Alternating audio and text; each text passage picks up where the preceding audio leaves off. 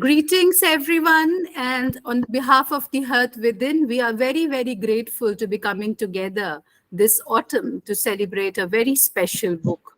So we just celebrated Durga Puja. We just paid adieu to the goddess, but the goddess does not leave us. She stays with us in many, many ways. And one of them is through tales of resilience, through tales of courage, and through tales of decision to go on despite the many, many confrontations that one has with problems, with destiny. So here we are to celebrate a very special book this evening. Anita Nahal's debut novel, Drenched Thoughts, is here. So the cover is already there on my screen, but I would still, oh, I don't know, it somehow doesn't work. So thank you very much to everyone who has consented to be here today, who has joined in love, in appreciation, and who I believe will enrich this gathering, their thoughts and their ideas, their perceptions, their comments on the novel. So to begin this very special session on Drenched Thoughts, I would invite Professor Gerrit Dielissen to extend a warm welcome to everybody here on behalf of the Hearth Within. Over to you, Jaideep, sir. Big thank you to each one of you present here. I know from different time zones and Drenched Thoughts. It's wonderful, and thank you, Anita Di, for giving Hearth Within this opportunity. We, on behalf of Hearth, wonderful creation, a novel in 11 chapters, drenched in poetry, memories of words in between. And whenever I read Anita Di, I always remember the Jain in Anita Di, that is Chaman, great Chaman Nahal's art of writing. The first thing that struck me in the novel is the structure. It's a very unique mix of structure, and that celebrates the cult of poetry as well as prose at its best. And not simply prose, but the hyphenated space that she takes us into a space. American words, expressions, side by side the Indian expressions, Indian gharana of truth, I say, Indian gharana of thoughts. It's a body of linguistic crossing over, a confluence of thoughts from the West and the East. From chapter 1 to chapter 11, it's a journey, leaf by leaf, page by page. And it starts something very special note, almost reads like poetry. Go, Priya, go. Run fast, run. Take your son and go to a place far away and then some. We cook, we work, we clean, we love, we sex, we sleep, we hit. Letter word Priya likes to keep unseen.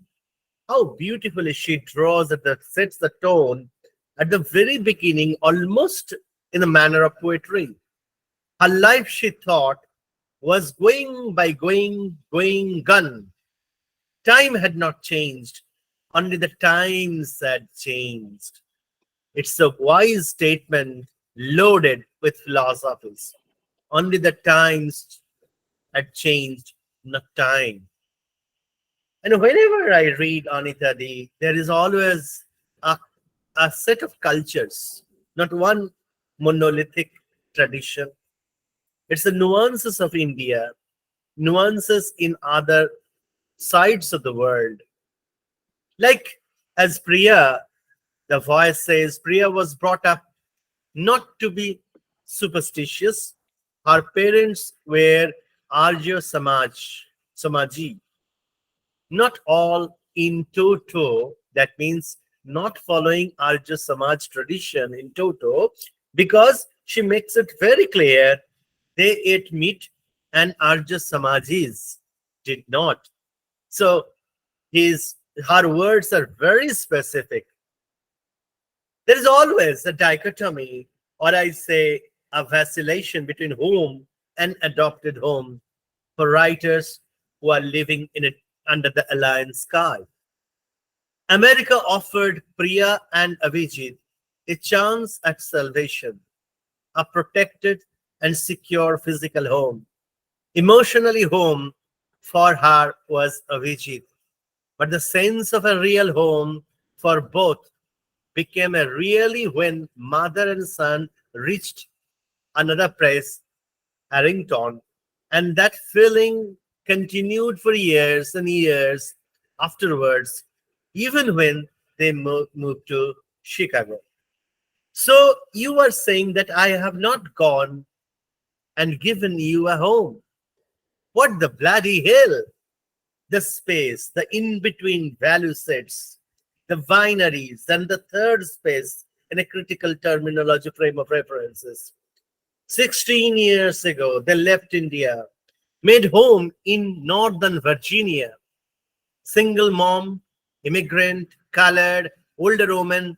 How many blocks are weighed against her? She pulls out the line, lemons, and mix cocktails, making a contrast with her, herself, she, and life. The binaries are placed so vividly, it's almost like living and longing in a hyphenated space. The novel celebrates the art of separation and makes it very important to note that separation is also longing for the roots. Her return to India, Indian ethos, occasioned with ethnic Indian cloth embroidered with the mango leaf motifs, then in gold and the colorful threads, almost like India, a mini India is created within the framework of this particular novel. Like many other modern novels, the novel's ending is quite open. Priya fell asleep. She knew not when holding Ovijit's note she went to sleep. And she would place idols and sweets on a thali and tons of sheen from the dried split milk.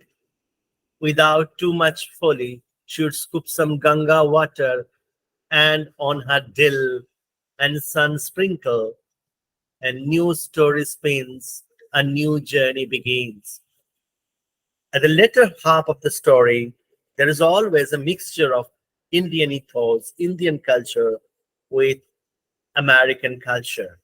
But always, she is a very conscious artist and very committed to the culture where she has participated.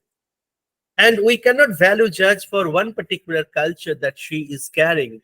She is carrying in her the confluence of cultures. That is the hallmark of a global writer or writer with universal potential. And I'm very astonished by the way she handles the prose along with poetry in between, and to give a proper shape of the novel, which is a, I think, is a must for all the scholars and all the universities to have a look of how the cultures survive in the very changed domain of life, where role relations are different, where the expectations are different, and going through by after going through the novel, I have a different set of expectations. I have grown richer.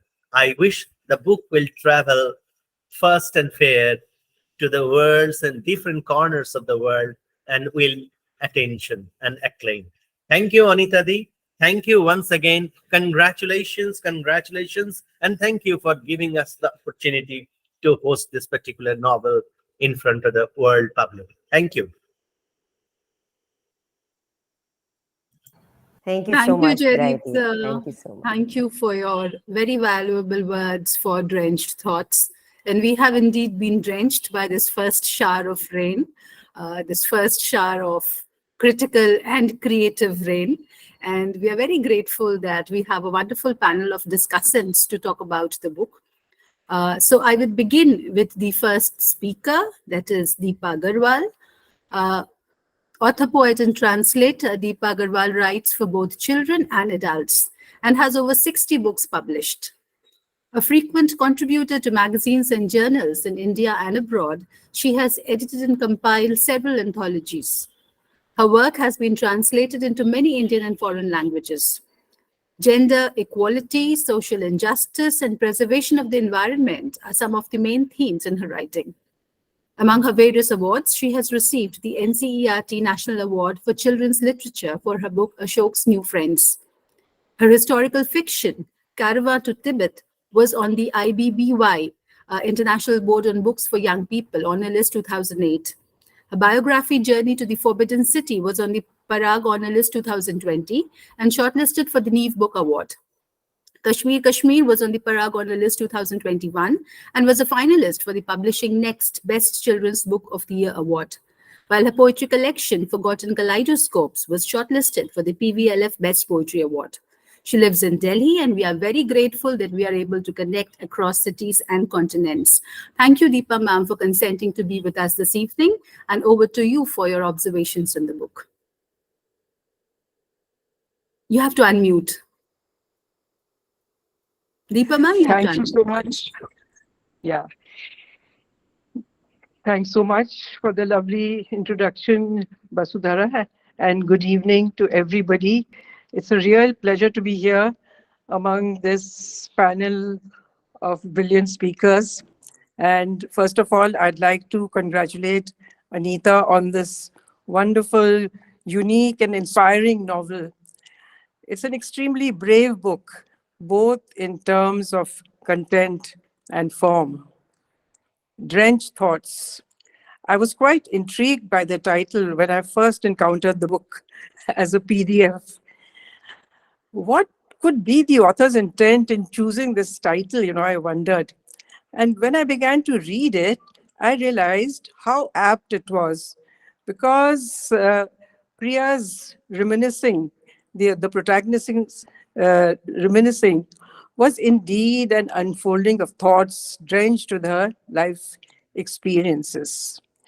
And from the moment the novel begins, a moment of triumph and fulfillment for Priya, the successful completion of her son's wedding, a major achievement for a single mother in a foreign land, these thoughts travel, quote, back and forth, unquote. Well, from the dewy thoughts of a child Priya to those of a confident working woman, the abused wife and devoted mother, the disillusioned daughter, and the doughty woman who makes the tough decision to amputate the gangrenous limb of her past. They complete a full circle like the tattoo she has engraved. And these thoughts are drenched with tears, but there is also laughter. There is a light tone in the narrative. It's not that she's all the time bewailing her fate. And I think this is one of the most wonderful things in the novel. But there is also the sweat of the toil required to raise a child single-handedly, the clammy sweat of confronting life-changing decisions and facing seemingly unsurmountable odds. And apart from this, I think this narrative of a woman's battle to live life on her own terms, because, that's what it is. It is a battle. And there is all this whole narrative is also drenched with the unseen internal hemorrhage, the heartache that overwhelms you when your loved ones let you down. And this is a hemorrhage that Priya determinately staunches. So, I feel Priya is one of the most appealing heroines that I have encountered recently. The reader cannot help but cheer for her. As writers, we always being asked, will the reader cheer for your main character? And definitely, I couldn't help but cheer for Priya as she relives the battle against the forces of patriarchy that threaten to crush her, from her abusive husband who feels justified in his violence towards her, and to her father who is not so supportive as he should have been, as we would hope. And then, the sexual harassment she faces with her bosses. But, we cannot help but to raise a toast to her fortitude, her resilience, and determination, as she insists, and I'm quoting out here, I don't want to be one of the millions in this world that give up. I want to be different, unquote. So this statement, I feel, is the keystone of the novel. Priya never gives up, whether while struggling with an abusive marriage, taking the tough decision to walk away from it, then attempting to construct a new life for herself and her son in a foreign land. She will not give up, and she continues to bolster herself with positive thoughts, like recalling that she had lived in the US as a child and could handle it. This is one of the things that really appealed to me, as she proclaims, quote, I've lived here as a child for 3 years, so it's not entirely new to me. I will be able to do it. I think I will, unquote. Again, she will not permit anyone to put her down, to describe her as less than what she is, as the time when she insists that she is, quote, petite, not diminutive, unquote. So, these are the keys to a very strong personality. And this ability to never let go of a positive self image and grapple with and rise above all the most challenging moments is what makes Priya an extremely inspirational figure. And I do hope many young women will read this novel and derive courage and motivation to make their own choices. And they will resist the pressure to conform to society's oppressive norms. And even more laudable, there is a refreshing lack of self pity in her. And, as she avows with supreme self confidence in the opening verse, quote, oh, don't you feel sorry for me, for I'll always have gusto and oomph in me. And so this gusto and oomph shines through in a variety of episodes in Priya's musings and keeps her buoyant, despite all the numerous obstacles that she faces. Now, Jaideep already mentioned, the wonderful structure of the novel, the prose and poetry, alternative styles, and can't help but calling, that the ancient Sanskrit writings, they followed this style of prose, alternating with poetry, like, for example, the Panchatantra stories, even some of the versions of Vikram Vetal stories. So I couldn't help thinking of it and how powerfully it has been used in this book. And I think it creates a compelling rhythm which emphasizes the ebb and flow of Priya's varied experiences. And somehow, I really like the matter of fact and straightforward sharing of her story in the prose portions. And this is what draws the reader in. It's almost like, the ease, it draws the reader into her inner life with the ease of a first person narrative. And on the other side, the heightening of emotions in the poetry segments sometimes sounds like a challenge thrown at a society that downgrades women. At other times, it reads like a scathing commentary. But at the same time, it reiterates and complements the prose narration beautifully. So, uh, congratulations again, Anita. There is so much more that I could have said, but I know all of us, we have to have our say.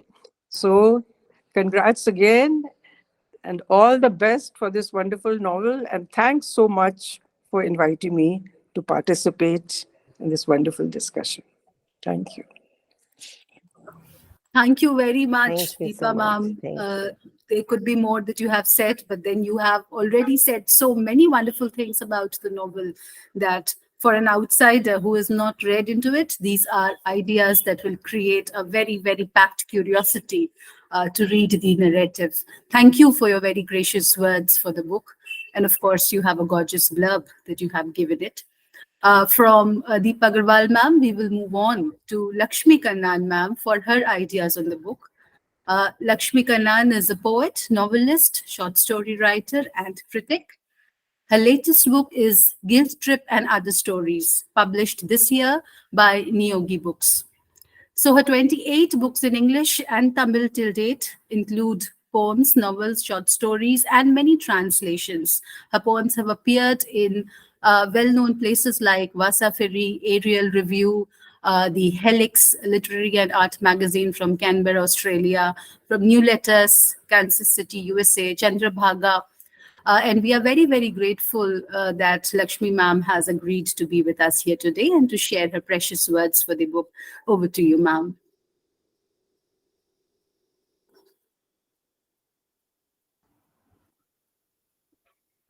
Hello. Yes. So it's both good evening and good morning to this very interesting mix of speakers. First of all, thanks so much, Jaideep and Vashidhara, for inviting me to share my views on this novel, this what I would call a disconcerting novel. And I like books to disturb me. I like books to rob me of my sleep for a good reason too. And this is certainly one of them. Congratulations, Anita, for writing this novel, which has both punch and an unflinching truth. We respect you for having written this novel because I feel, Anita and all of us, we owe it to ourselves and to other women who fight their way through various ordeals to share what it has been like to emerge with their individuality and their aspirations. So let's recall for a while the Black American writer Maya Angelou's memorable lines. Each time I quote, each time a woman stands up for herself, without knowing it possibly, without even claiming it, she stands up for all women. This is a record that we get in Anita's story, narrative of Priya, the protagonist. See, like, not everybody is nice, like Joydeep, my little brother. There are lots of men out there who make you generalize about so many things about women as well as men. And so here you see, like, this is a gross generalization on my part, but nevertheless, it is there. Mostly women are way ahead of their men in their mindset, and the men are stuck in a very retrograde mindset. They have to catch up with him. Joydeep, you have to give a large allowance for us to talk about men who are not like you. Men who are not like my husband also. So there are other kinds of men who are there. So here you find an example of men feeling entitled. And it shows in boringly stereotypical patterns of behavior within homes, in a workplace, and in social circles. And they have this innate insecurity. Man so easily gets a complex when his wife is intelligent, professionally qualified, she's capable, and he resorts very easily to domestic violence, verbal or physical, whatever that may be. In that, the shameful aspect in most Indian communities is he has the support of the women in his household, mostly his own mother. This is a very shameful, despicable aspect of the Indian community. In Drenched Thoughts, not once you see Satwinder's mother admonish her son or scold her son for being so boorish to his educated lawyer wife. In fact, she's just a silent witness to it. How can you blame just these men when the women are conniving with it? And they are equally very perverse in their attitude, almost to make you believe that they would like to see women suffer. So they are both complicit in this game, which is a very, very depressing truth that Anita doesn't shy away from. You get it just as it is. Like Jaideep said, it is structured with a narrative that is interspersed with poems. And it's not just interesting, but I think it, in many ways, it makes room for certain other kinds of emotions and sensitivities of Anita to find a room, to find its real hope within the lines of a poem. And it comes with a cadence and a rhythm. Like she introspects, she thinks about her next movement and all that. And in one of the poems, she says, but she knew not another house, nor another city. The answer was another country. And it comes much more powerfully in one of her poems. This, amongst many other things, when she comes to the US, she finds a difference because even way back with a legal background, she knew there was an act against domestic violence, 2005. And what impressed me the most about this protagonist, Priya, given her background in legal profession and her status as a judge, is that she's so pragmatic, she's so practical, she's so intuitive to know that if she stays back, divorces and stays back in India, she would be targeted along with her son, Avjit, by her husband. And she's so sadly right. And way back, when she comes back to the US, then you see what happens is there are these other acts that happened between 2005 to even way back before that. There's this President Bill Clinton's Violence Against Women Act of 1994, which gives Priya a kind of a sense of security as an immigrant woman.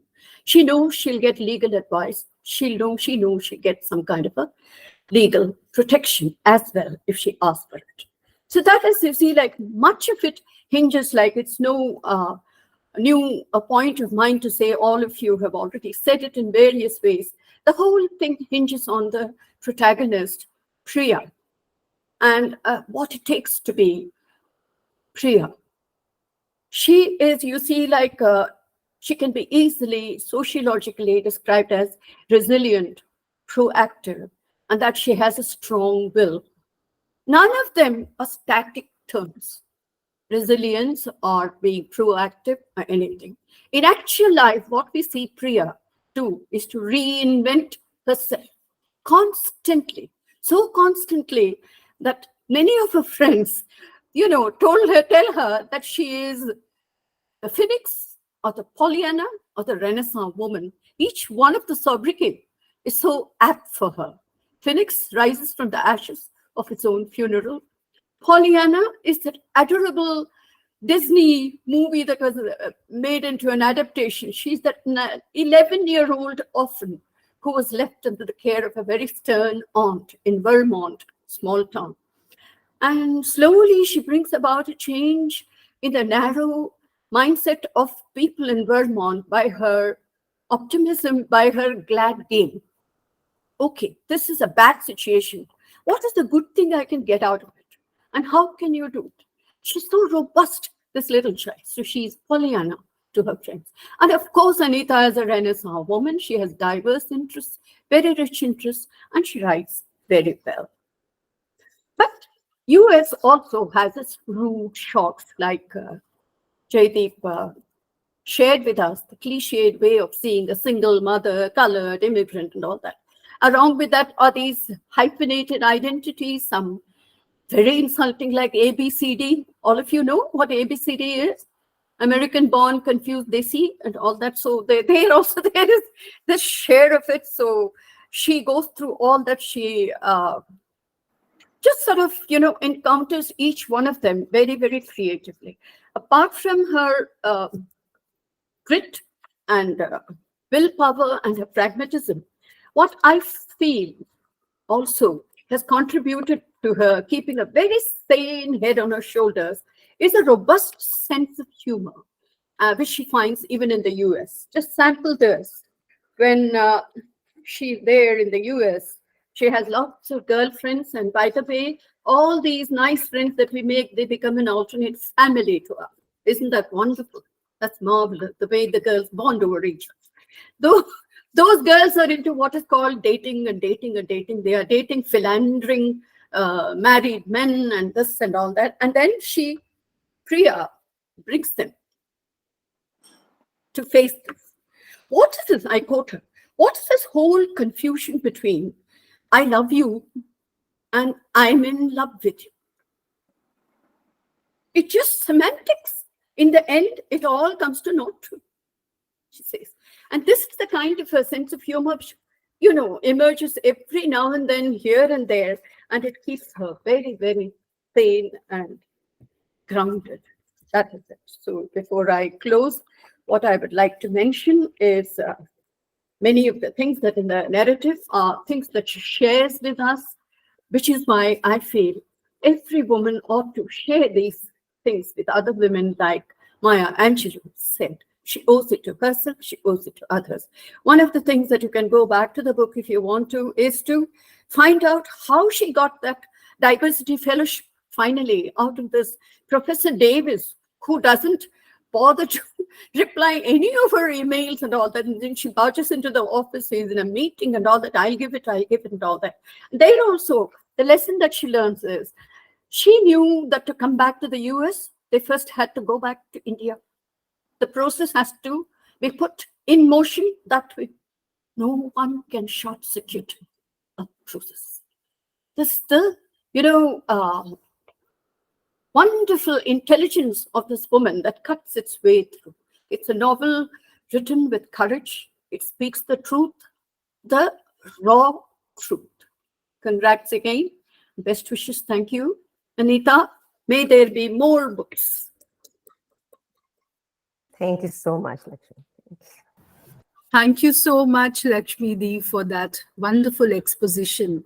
And most importantly, I think it is important, as you said, to bring out these narratives, because unless these narratives come out into the world, unless they openly circulate and challenge other narratives, it will be very difficult to find an empowered image of women in literature and life, because both take off from each other. So if life borrows from literature, literature also borrows from life. So empowerment one way will be empowerment both ways.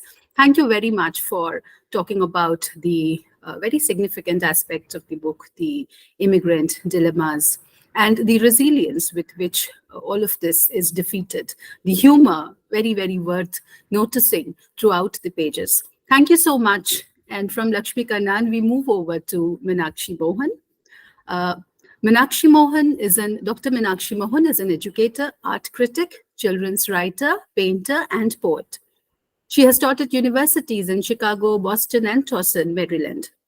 She's a widely published writer both in the academic and creative areas. Her two latest books include The Rebirth of the Demon and Tapestry of Women in Indian Mythology, which were released in the Panorama International of Writers Capital Foundation, which also nominated The Rebirth of the Demon for a literary award.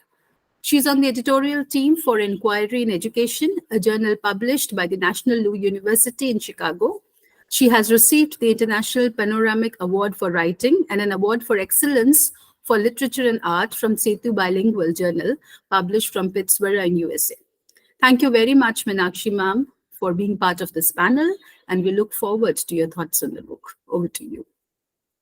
Thank you so much, Pasudra, for such an elaborate introduction of me. And I would like to thank you and also Jaideep Sarangi to invite me on this platform to say a few words about Anita Nahal's debut novel, Drenched Thoughts. I want to congratulate Anita for this gripping story of Priya and her emotional journey through all upheavals of her life. I have always been intrigued by Anita's style of writing. I have, in fact, whole collection of her books, and I have written quite a few reviews for some of them. And as I read some of them, I think feminism and women's issues are at the core of her writings. But at the end of her day, the women are able to sort out the obstacles of their lives, and they're able to establish their identities in the rightful ways. And the story moves on, but after that, I think for me, they are beyond Draupadi and Sita in that way. Last week, I brought Drenched Thoughts as a reading companion on my trip to Chicago. But let me tell you, that Priya's story was so gripping that I could not put it down even for a second. The story begins with Priya's son Avijit's wedding. She's staying in a posh hotel where the wedding is going to take place, and it's a 2 days affair. Priya finds a handwritten note with tangerine roses in her room. And I would like to read something for the sake of so you can see the network of her words, how she describes the emotion of what Priya goes through. Who could have brought these? Who could have snuck in quietly? Who had extra keys? She felt touched deeply, sighing at the dainties of sitting pretty, camouflaged among makeup and ethnic jewelry, then making sure no one was there. She checked the door lock, later finding a note underneath the flower vase. Tears fell. It was from her son. Hands stopped at the ease of the clock. She sat still for a while, clutching her organza lehenga, joy cleansing fatigue weighing her down. Priya's son, Avijit, had got married that day at 29. God, please accept my prayers. God, please smile upon Avijit and my Dil. Shower your divine energy upon them. Please not to hide love in invisible layers. Drops fell on her langa stains. The note with straight strokes from her son. Hope you like the flowers, Mama. Your favorite color too. No son could have a better mother than you. I can't think enough to love you always, your son. Time rolled like movie projectors, and kissing the note, she placed it safely in her black fabric tote. As I read the book, I traveled with Priya with all the highs and lows of her emotional journey. Abusive husband, her decision to quit a high-paying job so she can move and escape somewhere to a safer environment with her son, her move to the USA as an immigrant, and face social and cultural and racial gender discrimination in the various ways. But Priya survives, and I marvel at her resilience and persistence to move on with life. Anyone could have broken down in her place. So what was it that's keeping her? Was it her mother's instinct that gave her the strength? I always wondered. There are many parts in this story that really touched me, but this one in particular, because I thought, what would other women would have done in this kind of situation? And this is this one here. Why can't I walk in with you like her parents did? I won't hold your hand. Here's the persistent husband, who wanted to take part in the son's wedding as well. Why can't I walk in with you like her parents did? I won't hold your hand. No, Satinder, sorry. Not letting folks view this as we are getting back together. Stand please behind me and wait for your name to be called. I repeat, this is not some game that we played. Alone I have raised my son, not letting you take now a couple credit. She could see his sulking face as her name was called. Look at her tout face. He thought she had to make a statement, not at all subtle. And he loves a show, doesn't know himself how to carry. Turning her eyes, she walked in through a bit cautionary.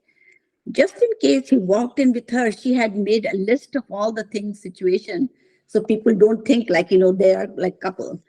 But the Pandits, asked for Satinder's family. What is the name of your father's family? Sitting on the dais, she let out a gasp. How had she forgotten this? Her grasp of ceremonial details remained beyond a certain thinking, a certain planning, a certain point tainted. She cursed herself. She could have indicated to Pandit to ask her father's name, which went unacknowledged. There I am with Priya. What an emotional dilemma a woman in her state could go through, who is separated from her husband and doesn't want to keep up any type of thing. She herself alone brought up her son. The only word that comes to me is bravo, Priya, bravo. anyone else in her situation could have broken down long time back, you know. It is a unique book. I love the way she intrigued her, and as Jaideep also said, and also I think Lakshmi also maintained, it is a unique book. I love the way she interjected her prose and poetry in between the stories and filled them with reminiscences, dialogues, and at times talking to herself. More, this gives, I think, for me, I think it gives more power to the story that she's trying to tell. It's a unique style, but it gives more power. The book could be, this book could be many women's stories. It could also be an inspirational book for many women who are in Priya's situation. Drenched Thoughts. What a perfect title for a book. Totally soaked with so many emotions. And this is something that the last quote that I would like to read is this one here. And yeah, she's talking about gods, you know, how they have different heads and different arms and everything, and people take them, don't know the real significance of them, you know, but they are like all different powers that one can have. So Priya says, I and Priya are Durga, Saraswati, and Kali. Ganesh, Hanuman, and Shiva, and Sita and Lakshman and Ram, Vishnu, Krishna, and Lakshmi, Brahma, and so many others to mention here are within us too, and outside, all around, and in him and her, and in them and in you. This story is basically, many women should get inspiration out of this story. And in fact, Lakshmi has quoted the last quote that I wanted to say about Maya Angelou, you know, and ended with that each time a woman stands for herself, she stands for all women, you know. Basically, Lakshmi already said that, but that was it that I wanted to say, because that's the inspiration and the message I get from this book. So basically, thank you so much, Anita, for this beautiful book. I really thoroughly enjoyed it, and, you know, keep on writing more. More power to your pen. Thank you Thank so you. much. Thank you. Thank you. Thank you, Meenakshi ma'am, for reading sections from the book, because that is something we miss when it comes to prose. We do read poetry, but very few of us can read prose with that heartfelt attention. And thank you for choosing very vital portions of the book to align your thoughts with. It is indeed a beautiful novel, and you, as a fellow immigrant, would be in a better position to appreciate the struggles of Priya. Thank you for your kind words in the book. And from Meenakshi Mohan, we move on to Sangeeta Sharma. Dr. Sangeeta Sharma, currently based in Toronto, is the senior editor of Setu, a bilingual international peer-reviewed journal. She has formerly been head of the Department of English at B.K. Birla College of Art, Science and Commerce, a degree college affiliated to the University of Mumbai. She has authored a total of 12 books, one on Arthur Miller, 2 collections of poems, and has edited 7 anthologies on poetry, fiction, and criticism. She also has 2 workbooks on communication. She has freelanced for supplements such as the Times of India and hosts the Setu's limited video series of literary and critical conversations on YouTube. We are very grateful that Dr. Sangeeta Sharma is here with us to share her wonderful thoughts on Drenched Thoughts. Thank you, Sangeeta ma'am. Over to you. You have to unmute, Sangeeta ma'am. Yeah, thanks, Hearth Within, for inviting me to join this celebration of Drenched Thoughts.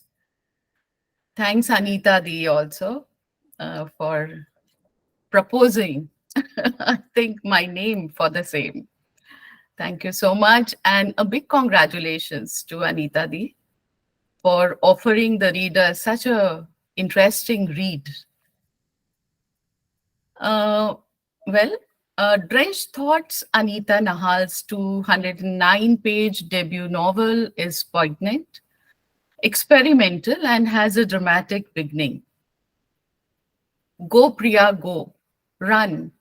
Fast run. Take your son and go to a place far away. Gripping right from page 1, it portrays the stoic struggle of a single mother protagonist, Priya, who decides to give up her secure job and flee her country of origin to save herself from the constant chasing by her estranged husband, a male chauvinist. The US-based author experiments with language and stylistic technique by employing a deftly innovative linguistic narrative. Her adroit alternate use of verse and prose lends aestheticity to her nuanced experimental work. In one of her interviews to Santosh Bakaya, another noted voice, in 2021, she reveals it's written partly in prose and partly in Onigan-style poetry, one in which Pushkin wrote, and then Vikram Seth in his The Golden Gate. The plot line weaves in and out of time and place, carrying the reader through the lifespan of the central character, Priya, employing stream of consciousness technique and self-reference. Through expressionist techniques, Nahal explores the conscious and unconscious mind of Priya, who has preferred to come to America, her favorite country, where she has spent few years of childhood and is now seeking it as a safe haven to flee from the black shadow of her drunkard, abusive, and careless husband, Satinder. The novel portrays the struggle, the trials and tribulations, the pride, the joys, and the strong sense of gratification of a single immigrant mother at the successful culmination of her son's wedding. The son, Avijit, has not only been her deliverer by being the signatory on her divorce papers, but has also been her anchor and her only cheerleader, as is expressed in the lines. I quote, "Her son Avijit, tall, 6 feet, broad shoulders, sensitive eyes, with a full, amiable smile, was a naturally caring young man who moved to the US with his mother when he was barely 14 and was a solid anchor to his mom. He seemed to be a balanced mixture of his Eastern roots and his adopted Western ones, wasn't a confused ABCD. I unquote. Priya has borne it all, abuses, derision, and hate. However, there are points of time when she has lost her grit. One occasion is when she is returning home carrying a load of papers. She falls to her knees and despairs. Why, God, why did we come here? In my 40s, why? I left everything and came here, why? What if something happens to me and I'm not there for Avijit? What if something happens to him? I would die. An inner voice rang, you came for freedom, for freedom. She nodded and wiped tears and quickly stood up when she saw people watching her. And another, when Avijit leaves home after graduating from college to work in Chicago, Priya is in an empty nester state and an MRI reveals a lesion in her brain. She's distraught. I won't read the quote. In her diasporic journey, her salvation comes in the form of her secure physical home in Arlington, in Northern Virginia. And there she defines her own connotations of a home in Hindi, in English, both.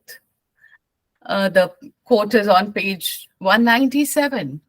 In order to give the local flavor, Anita Nahal has a fine sprinkling of Hindi language to express her innermost feelings. Satya, Jana, and Kismat, and Chutney, Sharab, Khad, and there are so many other usages. In doing so, she reminds us of chutnification, the word coined by Salman Rushdie. And Mulk Raj Anand, another noted writer, has also done the same before in his novels. All in all, it's a riveting tale that depicts the vicissitudes of a struggling modern woman for whom her only son is her most precious belonging and for whom she has taken tough decisions in her life and feels fulfilled at the end. The novel ends when Priya is at the threshold of a new beginning in her life, a new journey of his son and daughter-in-law is to begin from the next morning. Well, it was a rewarding read. This migrant fiction has great potential to be evaluated from the feminist perspective. Congratulations, Anita Nahal. I wish a grand commercial and critical success for this novel and more power to her feministic and artistic vision. Thank you for Thank you patiently so much, Sangeeta. Thank you. Thank you, Sangeeta ma'am, for a wonderful conversation on the novel, for talking about the very intricate aspects of it. I particularly loved how you noted the linguistic mixing that it has done. The code makes the code switch that imparts a very, very Indian flavor to this piece of American fiction. Thank you very much for your wonderful words for the book. And from Sangeeta Sharma, we move over to Santosh Bakaya ma'am. Santosh Bakaya, internationally acclaimed for her poetic biography of Mahatma Gandhi, The Ballad of Bapu, and the biography of Martin Luther King Jr., Vitasta, is a poet, essayist, novelist, biographer, TEDx speaker, and critic. She has written 23 very well-received books across different genres. Her popular column in learningandcreativity.com is Morning Meanderings, where she puts forward very interesting thoughts on learning and creativity. Thank you very much, ma'am, for finding time to be with us on this panel. And over to you for your lovely thoughts on the book.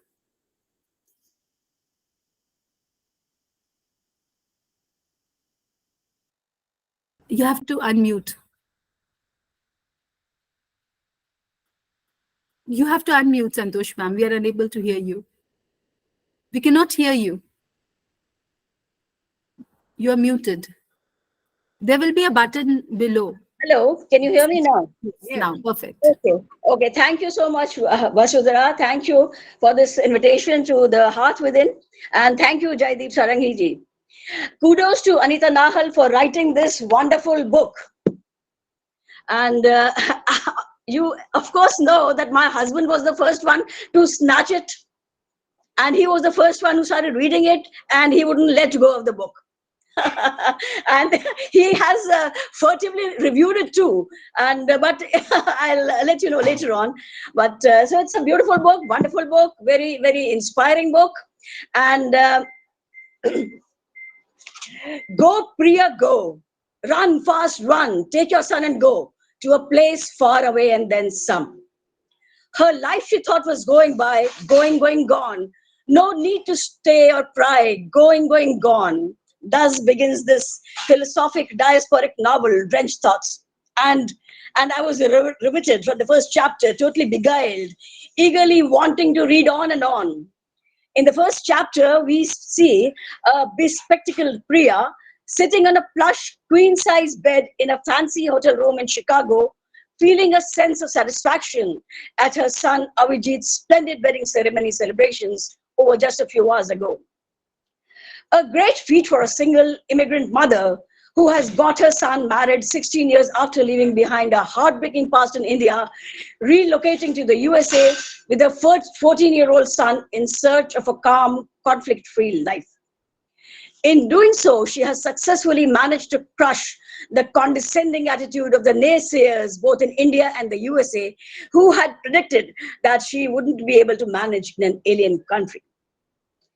Sitting in the hotel room, past incidents churn in her mind and she sighs, recalling the struggles and betrayals that she had to face.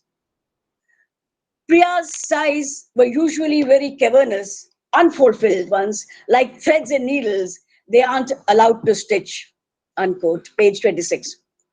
This novel, this riveting, inspiring, very inspiring novel, upholds the dictum that when the going gets tough, the tough get going. Hats off to Anita Nahal, hats off to Priya. And many other times one finds oneself saluting the grit, gumption, and resilience of the petite protagonist, Priya. Petite. A phenomenal woman, a petite woman who is the phenomenal woman of Maya Angelou. Through flashbacks and flash forwards, we become privy to the inner workings of her mind, her multi-layered emotional claustrophobia, a peep into their two-bedroom house in North Delhi, her estranged husband Satinder, and her parents. I must say that the sensitive juxtaposition of prose and poetry left me in an intoxicated stupor. I'm still drunk. I remember interviewing Anita Nahal for my blog on 2nd March 2021, where she had said, "I have completed my novel. I finally approved the 14th draft. It's written partly in prose and partly in Onegin style poetry, one in which Pushkin wrote and Vikram Seth in the Golden Gate." I hope I'm allowed to mention here that I have always been enamored of Pushkin, as Satbir ji knows, as Anita Nahal also knows, and his Onegin style poetry, popularized by him in his 1825-1832 novel in verse, Eugene Onegin. Of course, she mentions it. And I refer to this in this collaborative book with Dr. Ampad Koshi, Vodka by the Volga. Hence, I was doubly enchanted with Nahal's book. The protagonist in my section of the narrative poetry is so obsessed with Pushkin that, tongue-in-cheek, he asks his beloved, "Can you put some Pushkin in my soup?" So, so this I found this is a part of my book, but I was enamored of Pushkin right from beginning, right from school time. And this book, Anita Nahal's book, is. I don't know. I don't have words. I am completely drenched. I am completely drunk. I'm in an intoxicated stupor. The way she has written it, the way she has juxtaposed prose and poetry. I very sensitively handled. The novel seeps into the core of the reader's heart. In her diasporic journey, I was alive to the vicissitudes of her life, seething with rage, sorry at her loss, betrayal, deception, and dejection, and rejoicing at her finished resurrection.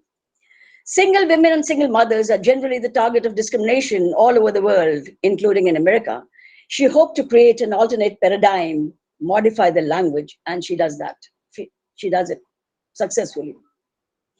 Other immigrants ran the rat race full throttle, but she resiliently kept drilling certain things into her son's head. Remember 5 things, beta, remember 5 things. And of course, as I mentioned in my review, to know those 5 things, you have to read the book. And by the time one reaches the last chapter, one is completely drenched, along with Priya, in a new shimmer and an incredible new reality, a joyous daze, akin to the delight she felt as a youngster when in the washroom of a Delhi house, water drops from the shower fell like powder rain on her head. And if you'll allow me, if I have some time, I want to read a few lines that stuck to me when I finished reading the book. So here are the lines, and these are on 149. Like most humans, she lived in dualities. Cliche. Nothing in life is specific, so tight. Most breathe in the grays. Specialities of sound and sight walk nimbly around us. Whether you ride in an airplane or a bus, economics of living will drag you down, searing passions and nuances of the edginess of balls of some folks to be petty. Petty, yes, folks can be petty.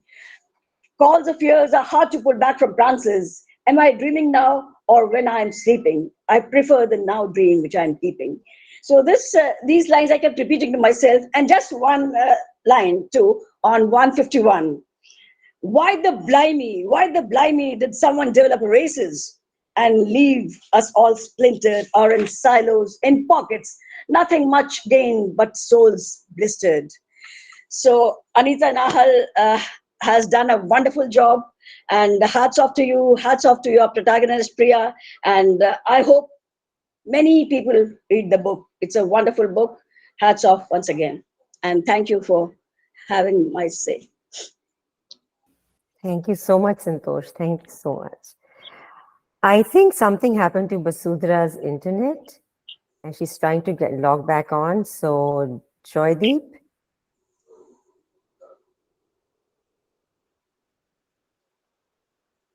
Joydeep?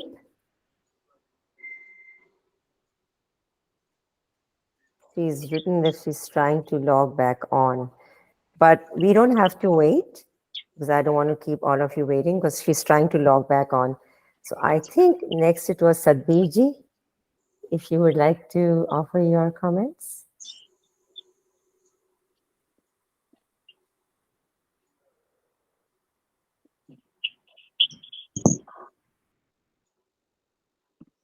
Can't hear you yet. You're still muted. Yes. Can I Now start?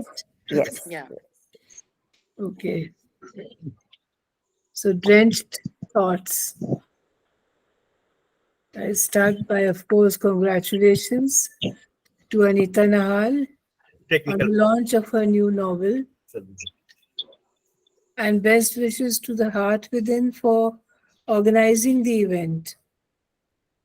We've all read the book and the story of a woman immigrating out of her country in search of a life of peace, security, and respect is not a totally unique story. It is a true story of many immigrants. The uniqueness here is in the telling of it.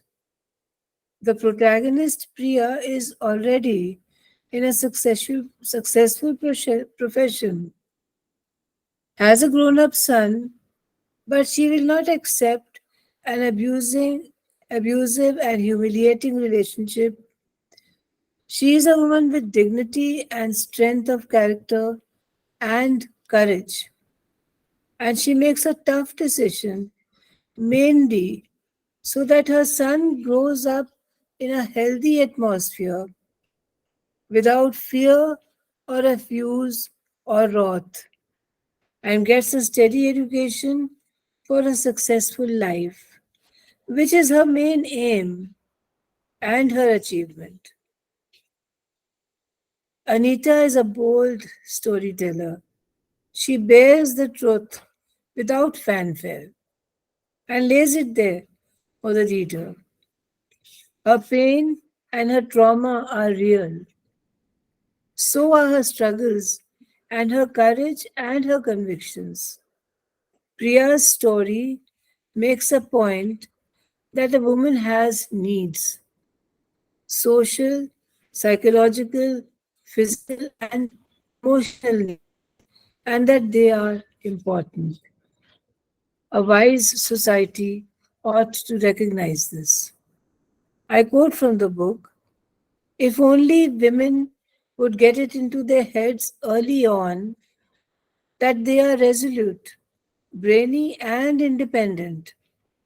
No need for a man or anyone else to be dependent.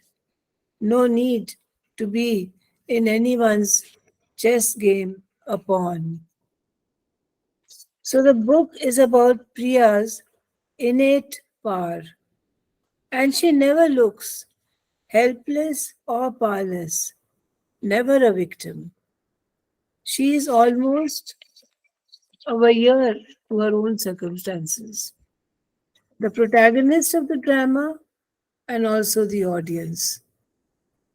The juxtaposition of the prose and poetry is a great form used effectively. It makes the story more powerful yet delicately nuanced. The poetry enhances the impact of the story. It reminds me of many old forms of folklore, which are really enjoyable and impactful. The structure and the language, I say wow. The structure and the language captures deep emotions so well. One can feel the heartbeat of the character. as in the poignant moment when Priya finds her adoption certificate accidentally, but not quite. One feels that she had half expected it. Again, when Priya is finally leaving her home and city, her wise and noble father, unspeaking and nodding, tells a lot. One can see that he does not want her to leave. His heart clutches at her parting shadow, but he knows better to let destiny take its course and just wishes her well.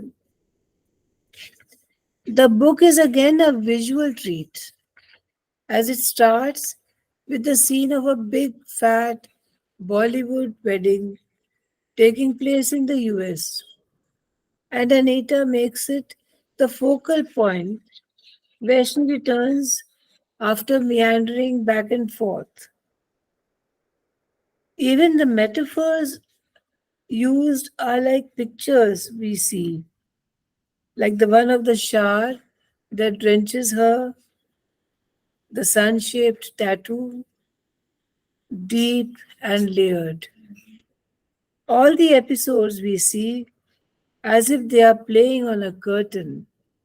That is the visual quality of the narration. So well are they narrated.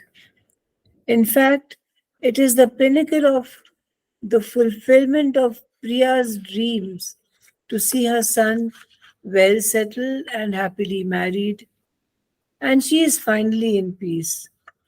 Yes, she is at peace and falls down on soft cushions, clutching her son's loving little note, and all is well. Finally, all is well. Of course, we all know that the end of a story is also the beginning of another, right? And I wish Anita the best for her next new stories. God bless you, my dear. And thank you very much for listening to us. Thank you. Thank Thank you you so Wonderful, very much, much, Satbir. Pradeep. Seema. Wonderful. Thank you so much. It was really nice to listen to you. And let us move on to Seema Jain, madam. And she needs no introduction because Seema madam is a bilingual poet, writer, translator, editor, academic, and of course known to us for many, many years. Over to Seema madam, please. Seema madam. Well, Hello? thank you, Jaideep. Yeah, Thank yeah. you, Jaideep, for this introduction. And it has been such a pleasure to listen to all the brilliant speakers before me. And while I am thinking about what to say, I feel that being the last speaker is sometimes a disadvantage because you feel that, so many of the things that you wanted to say, they have already been said. But nevertheless, I have a lot more to say. And so let me go on. First of all, I would like to agree with Lakshmi Kannan ji, who said that it's a very disconcerting novel, a disturbing book. And I fully agree with her because when I read the book, in parts, it gave me goosebumps, and I was so deeply emotionally touched by many of the scenes in the book, and much in the book that is very disturbing. But at the same time, it raises very pertinent questions. It makes you think about issues that are relevant. So, I would simply like to say that it's a very powerful book and it engages your attention from the beginning till the end. As already has been said, the main plot of the novel revolves around the life of a single immigrant mom and her son who had left India 16 years ago to create, and these words are very powerful, to create new, peaceful, conflict free lives in the US. So they moved to the US to create new, peaceful, conflict free lives. Priya, the protagonist, decides to walk out of a bad marriage the unpleasant reality of an abusive husband, erratic fits of violence, and a constant threat to her son, to her sense of dignity, to her sense of self respect through public insults, demeaning humiliation. So, all this she decides to walk out of, which needs a lot of courage. It's a tough decision that Priya has to take. And I think there are many issues that the novel touches upon: domestic disharmony, emotional abuse, then cultural hybridity, diaspora struggle, and so on. But I think in touching upon all these aspects, the novel finally balances a nuanced assertion of feminist, rather I would say humanistic beliefs and individual liberty.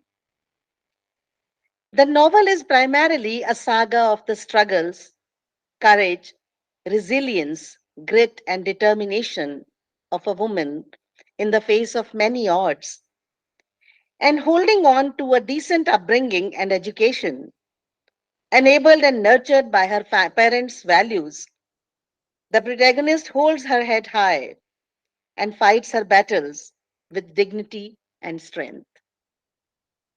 Whether it is at the professional front, the familial, or the emotional front, there are so many battles that Priya is fighting at the same time. But she remains unflinchingly and uncompromisingly true to her basic tenets of individual freedom, self respect, and dignity. Unlike most immigrants who were running the rat race of buying properties with picket fences, she ran the other way, clasping her son's hand, teaching him to be good, to be always good. The front flap blurb says, grounded in the reality of a broken past, the novel epitomizes determination, tenacity, and gratitude. And it goes on to invite the readers to join Priya, join her tears, smiles, recollections, and ruminations about one woman's determination to leave India and the risks and rewards of that determination. The novel starts at a point when Priya's son has just got married in America and the wedding day celebrations have just got over. And the narration goes back and forth between the past and the present, and the story unfolds through a series of flashbacks that reveal Priya's past life layer by layer.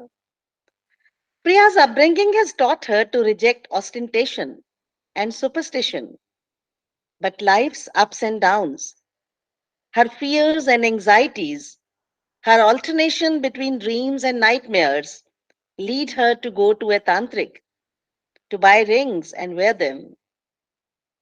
But her eyes well up with tears of joy, a sense of purposeful triumph after she successfully raises her son and his marriage ceremonies are accomplished. With elaborate arrangements for a traditional Indian wedding, with guests, relatives, and friends from India attending the wedding, even her ex husband and his family members being invited there. It is especially an emotionally charged moment of elation for her to see the flowers and the note from her son that says, no son could have a better mom than you. At this point, Priya's mind goes back to her past life in flashes, which reveal her stay in Chicago with her parents from the age of 9 to 12, their migration to Delhi, her deep emotional bond with her mother, her teaching career at a college in Delhi before she goes on to work at the High Court, her love marriage with Satinder, conflicts in marriage, the sad demise of a mother who used to tell her not to stay in a loveless marriage, her authoritative bachelor uncle moving in with her father in his house and taking charge of his life, and his constant arguments with Priya, and Priya's inability to move to her father's house when her married life is passing through a rough phase. her inner compulsion to go away from Satinder to save herself and her son from the constant threat of emotional abuse, and finally, her decision to leave a job, her home, and a father in India to go to the US, her struggles to resettle, to build a new home for herself and her son, everything is revealed to the readers through these flashbacks. During the different stages of her life, some very emotionally charged situations are delineated with great intensity and artistic finesse.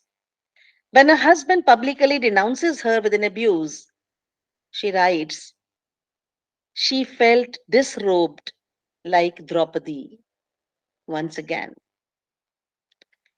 Likewise, on one of her trips to India, she discovers one of her mom's purses in a cupboard, precipitating a chain of memories. And in a corner of the purse, she discovers a crumpled paper, which is her adoption certificate. This discovery is a traumatic shock for Priya.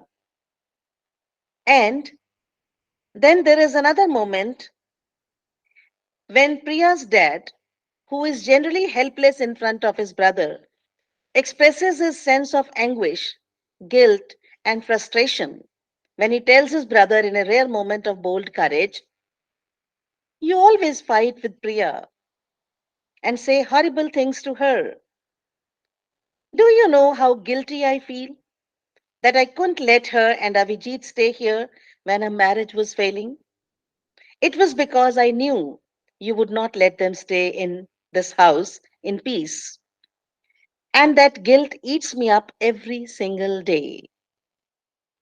And soon after, when Priya loses him in an accident, she feels completely lost and rudderless. And she writes, no one can comprehend the emptiness one feels when parents are no more. It's indescribable. It really aches somewhere invisible inside where one cannot reach in and rub bum.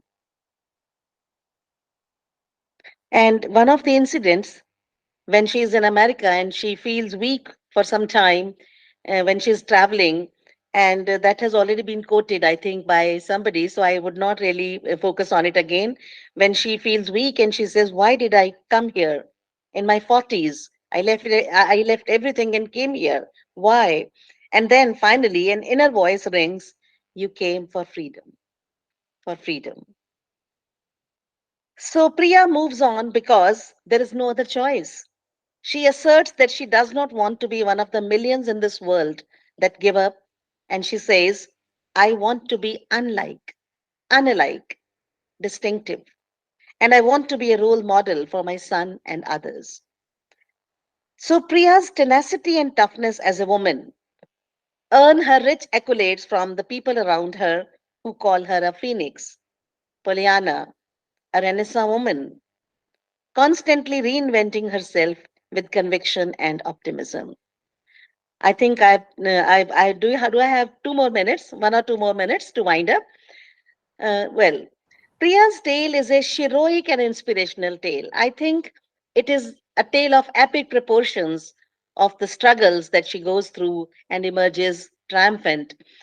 And it is likely to inspire many women in her situation. So it hooks the readers and makes him or her a part of the journey that she passes through. And at the level of style, I would like to say that this alternation between prose and poetry, it has been a fascinating read, especially this rhyme scheme that she gives, A B, this Onegin kind of stanzas that she has given.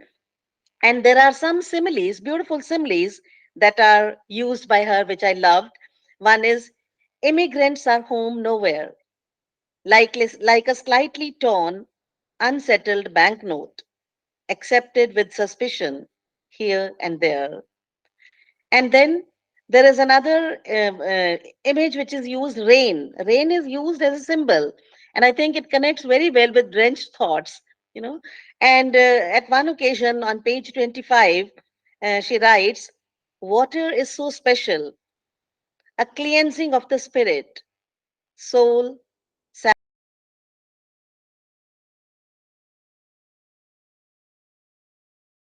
new memories in changed or different times. And in the end, I would just like to read a few lines from the end of the novel, page 207, where she says, "It all seemed so unreal. Not sure which of our lives, Indian or American, were surreal. Her tears came along with stomach sickness, also bringing a pain deep in her chest. She wept for long, drenched, as emotions wouldn't rest. Then stillness followed, removing her pent up weakness. Opening the door of the car, she stepped out. She breathed an unalike air she breathed of hope's new sprout. And then the masterpiece comes when she says, "Who would have known her own blood would bring her long awaited freedom, peace? Who would have known?" So, congratulations, Anita, for this brilliant work. And we will be eagerly waiting for your next works. And I'm sure there are many more to follow. And thank you, Basudhara and Jaideep, for organizing this wonderful meet and for making me a part of it. Thank you so much, everyone. Thank you, Seema Jain, madam. Thank you so Thank you much. so Thank much. It you, was Seema. really an in-depth analysis of Anita's novel. Thank you Thank so you. much. Thank My you. pleasure. Now it's time for the novelist to speak. And I think Bashudhara will show the PPT. So over to Bashudhara to take. Thank you. Bashudhara? Yes, yes. I'm trying to share the PowerPoint. Is it visible? Yes. Yes. Yes. So this is about Drenched Thoughts, the making of Drenched Thoughts. And as though we believe that the author is dead, we still do not believe that the author is dead. And when you get an opportunity to be around her, you certainly want to know her intentions about the book. So over to you, Anita Di, to talk about Drenched Thoughts. Thank you so much. First of all, thank you to everyone. I am overwhelmed. I am grateful that all of you spend time and your energy to read the book, to postulate your thoughts, to feel with the character. What could be better for me? And I'm so grateful to all of you. Thank you so much. And thank you to Basudhara and Jaideep for always organizing such wonderful events. So I just wanted to, put into context how I came to write this novel, and a lot you all have mentioned. But the central theme is an Indian mom's gusty determination to create new conflict-free lives for her son and herself in the US. And the novel, of course, starts in the moments right after the protagonist, Priya's son, gets married 16 years after leaving India. And for a single immigrant mom, it was a special moment. And she goes back to her hotel room, and that's the scene of on the cover page of the novel. That's the scene she is watching. Outside, there are raindrops on the cover, there are trees, it's nighttime, and there are lights on the trees, and there's the bouquet from her son. So that's the scene she's watching. And she wants to take a shower, and water, whether it's rain or otherwise, is when you're overwhelmed or overjoyed. Water generally epitomizes relaxation, cleansing, and rejoicing and rejuvenation. So did Priya's thoughts, her memories, tears, and of course the rain outside, because it was literally raining even during the wedding. Basudhara, next slide, please. So every time she thinks about taking a shower, someone or some memory comes rushing to her mind. Finally, in the end, she does take a shower, and she prepares to leave the hotel the next day to receive her son and Bill in their home. So the novel, in terms of the actual time period, is only a couple of hours after the wedding. And to me, that seemed the best way I could handle such a story, by going back and forth in time, but the actual time period being those few hours.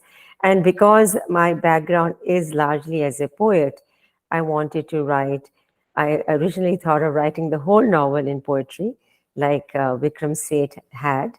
but then I decided to intersperse it with prose as well. And I wanted to make it a philosophical novel because maybe because I'm personally philosophical, so I seep that into Priya as well. And wanted to create some kind of a magic, the way she goes back and forth. There is magic, but it's realism as well, because you're grounded in the reality of her past and in the reality of what she wants to create. So it's almost like when we close our eyes, when it's raining, we take deep sighs. You feel the magic of things changing. And that's what I wanted to bring out in the novel, that despite Priya's past, she has that element in her that she sees in the smallest of things in life. She sees opportunities and avenues for change, which to her were the magic moments in her life. And her son, being her constant supporter and companion, becomes the largest circle of her magic in her life. Next slide, please, Basudra. So these are some of the themes that I tried to, not intentionally, but they came through.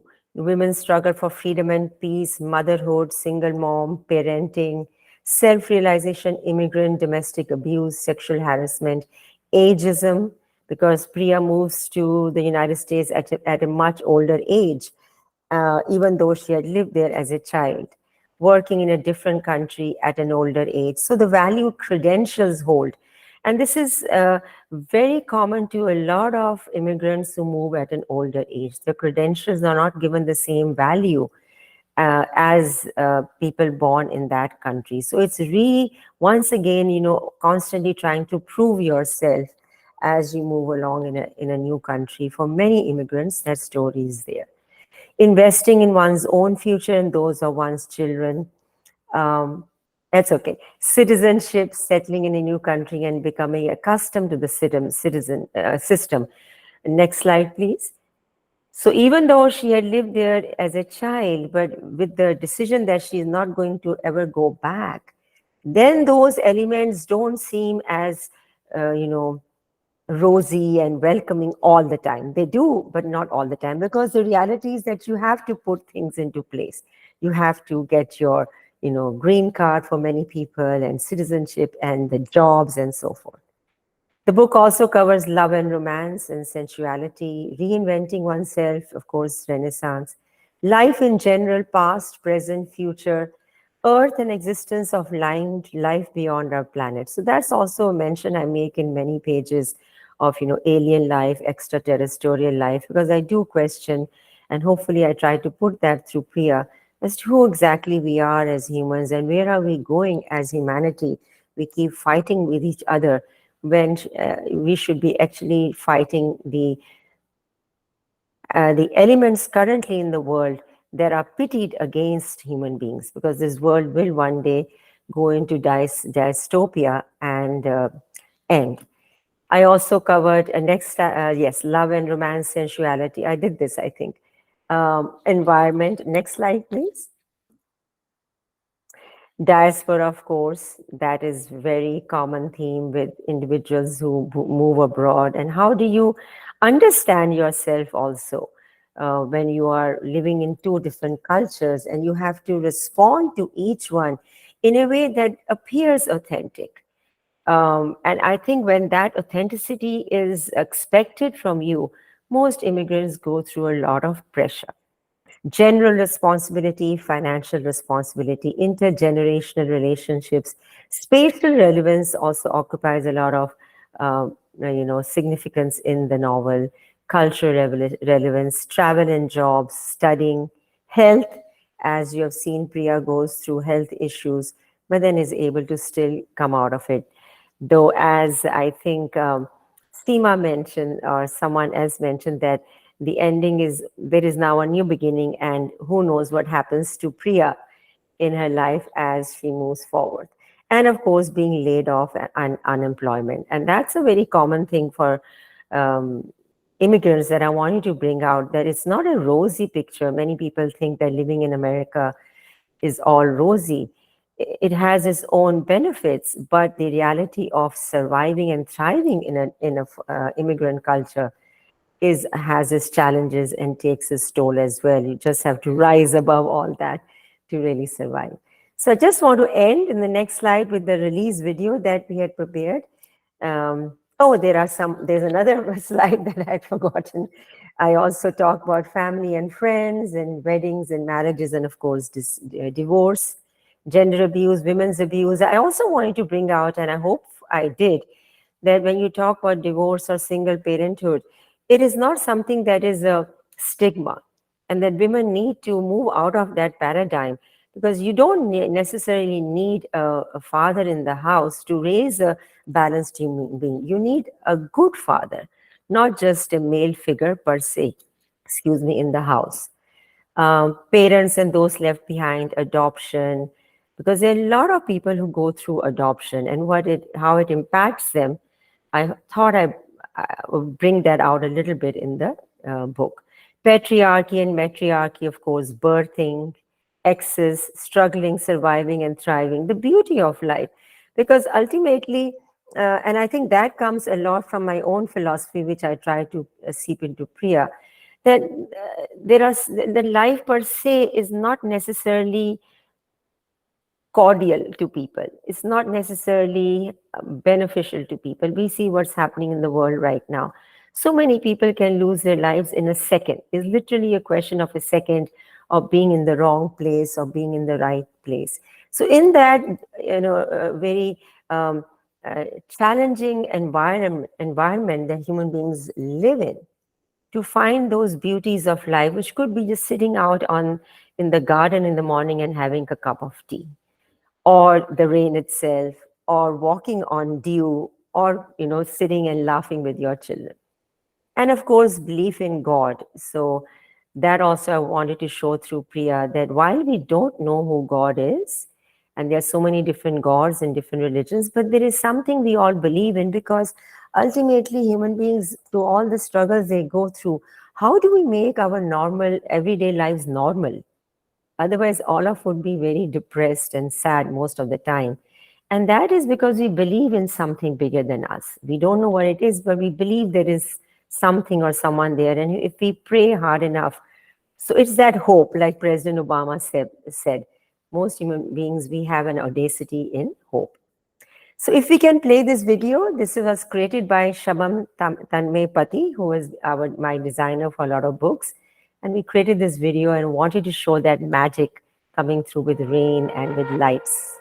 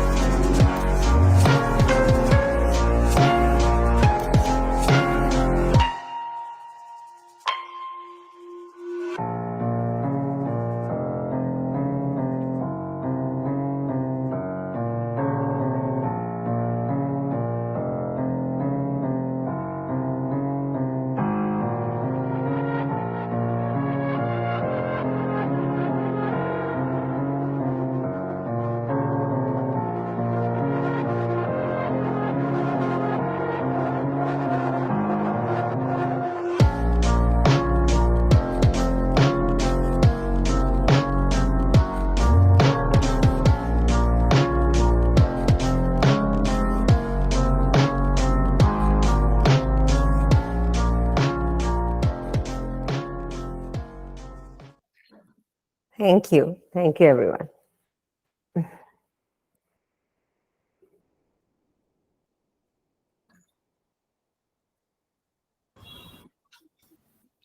That last video was beautiful. Thank you. Thank you. And beautiful cover page. Thank you so much. Anita, you are muted. Come on, talk about the Mesmerizing. cover. Yeah, someone Thank talk about you the very cover. much for this Anita ji, congratulations. beautiful I'm talking from about the Punjab, book. Jalandhar. Thank you, Veena. And pleasure. there are a number of speakers who were unable to join us today. Candice was unable to join us, Gerrit was unable to join us, and Sucharita, all three of them got caught up for some reason or the other. And they have left their wonderful words for the book. But we also have other people here. For example, Malashri is here, and if she would like to say a couple of words, we would be very grateful. Malashri. Thank you very much, Goshadara, for inviting me to say a few. It's been a most wonderful, enlightening session. Not only the novel brilliantly written, I'm carrying a copy right now. I've been reading it the last 2 days in preparation for this evening, and congratulate Anita Nahal, standing novel from the point of view of its plot, its psychology, and its emotional impact that it is likely to have on all its readers. And this evening, listening to so many speakers, it's been a lesson in learning how to read a novel. Because diaspora novels come in many forms, but each one of you has added a new dimension so that it's no longer a diaspora novel, but I think it's an international novel. And you could be anywhere, and the story of Priya and the son has a kind of universal appeal also, because it is, as many of you said, it's a single mother's journey into discovering her own self and discovering that primary relationship and bond with her son. So congratulations to all the speakers and to, of course, the organizers and to Anita Nahal. Thank you so much, Balaji. Thank you. Thank you, attending and Malashri. speaking. Veena ma'am, would you like to say something? It Veena ji, would would be you like pleasure for me. Seema told me to join this meeting, and then coincidentally, Sheila Sethi, my nanad from New Jersey, she also told me that you listen to Anita's books reviews and discussion on it. So it's a pleasure for me from both the sides. So I was attending a few of the persons because I had some guest over here. So couldn't hear much. But what I gained is that Priya is a main character, and she is doing, she's a single parent, and she is doing hard work, and with all the Indian systems and American style, she led her life, and there was so much I could hear, and I must congratulate that it is on psychological base, and maybe more philosophical and religiously very very nicely done. So I would love to read this book through Seema, I think. So I congratulate you, Anita, for this most appreciated work. Thank you, ma'am. Thank you very much. And there were, as I said, a number of speakers who could not join. And before we conclude with their words, I would also like to tell everyone here that the Hearth Within is doing a session for celebrating Jain Mahapatra's relationship, which was out of print for a long period of time. And we're going to do a session on it on Sunday, 7:30 p.m. And if all of you are available, we would love to see you there. So this new edition has been published from UK, and Jaideep sir has had the privilege of writing an introduction to it. So that would be, we hope, a wonderful program with discussions about relationship and Jain Mahapatra. And before we try to conclude such a wonderful session, I would like to bring in Candice's words, because Gerrit already has a wonderful blurb to the book. Candice, who has recently also given the book a lovely review, says that poetry isn't usually comfortable alongside prose, but in Drenched Thoughts, poetry is the provoker, the internal monologue, the third eye, piercing the truth whilst adding a surrealist element that is both interesting and visually stimulating. While most literature students are familiar with the utilization of poetry within prose, or even long-form poetry that tells a story much like prose, and while there is a long tradition of this in Indian literature particularly, it is still not commonplace, and thus, even for non-poetry fans, provides a unique and interesting segue into the storyline at varied junctures. Could the book accomplish this without poetry? Might be the most pertinent question. I would say, of course, but in so doing, it would lose the flair and originality of Dr. Nahal's choice to combine both. So, this is part of what Candice would have loved to say about the book. And then there is also a short comment from Anita D's childhood friend, Sucharita, who would have been here but could not make it. She says that it's a powerful story of a woman and her journey. How wonderfully Anita Nahal has captured Priya's life, combining prose and poetry. Priya's journey became mine. Drenched Thoughts is not just an engrossing read. It is also an out-and-out page-turner. This is one of the most inspiring stories I have read in a long time. It celebrates the strength and courage of a woman, her ability to lift herself every time she falls. As a reader, you feel her pain. You celebrate her achievements. She is real. Priya's strength does not come from aggression. She's subtle yet strong. And above all, she is one of us. I think these are beautiful words to conclude a session that has so thoroughly explored the various dynamics of a significant book. And just as someone in the panel mentioned, I think Lakshmi Kannan said this, that this should not be the only novel that Anita Nahal will have written in the next few years. So we hope that this is only the beginning into her journey of long fiction.